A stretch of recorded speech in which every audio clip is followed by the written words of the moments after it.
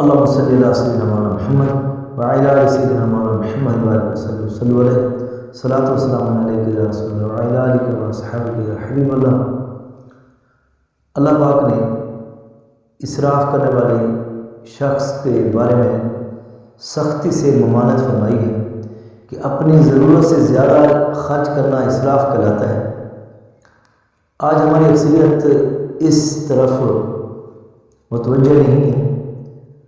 اپنی ضرورت سے بڑھ کر چیزیں لینا، اخراجات کا خرچ کرنا، شادیوں پر اور مختلف تقریبات پر، یہ سب اسراف ہے۔ اسی طرح یہاں تک فرمایا گیا کہ سرکار عالم صلی اللہ تعالیٰ علیہ وسلم نے فرمایا کہ جب وضو کرنے لگو تو اس وقت بھی اسراف سے بچو، یعنی حد سے زیادہ وضو کے دوران پانی کو خرچ نہ کرو۔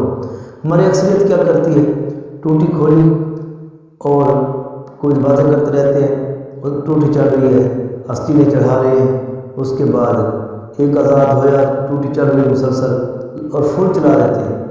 اس کے ساتھ ساتھ یوں ہی مختلف آزاد ہوئے جا رہے ہوتے ہیں، ساتھ ہی ٹوٹی چڑھ رہی ہوتی ہے۔ ایسا نہیں کرنا، بلکہ جب ضرورت پڑے تو ٹوٹی کو کھولو۔ آپ کا سمجھ لو الٹا ہاتھ ٹوٹی کے اوپر ہونا چاہیے کہ یوں ہی پانی ضرورت ہو ٹوٹی کھولو، پھر اس کا پانی کا استعمال کرو، وضو کرو، پھر اس کے بعد فوراً اس کو بند کرو۔ تو وضو کے درمیان بھی سختی سے منع فرمایا گیا پانی حد سے زیادہ خرچ کرنے کا۔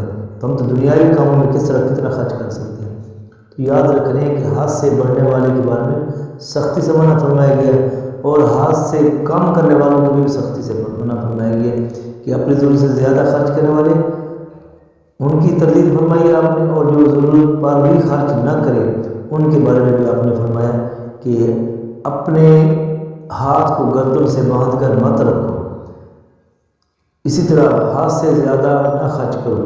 اسی لیے انگلش کا فارمولہ ہے cut your coat according to your cloth, اپنی ضرورت کے مطابق اپنے آپ کو خرچ کرو، جتنی آپ کی چادر ہے اتنے پاؤں دے کر پہناؤ۔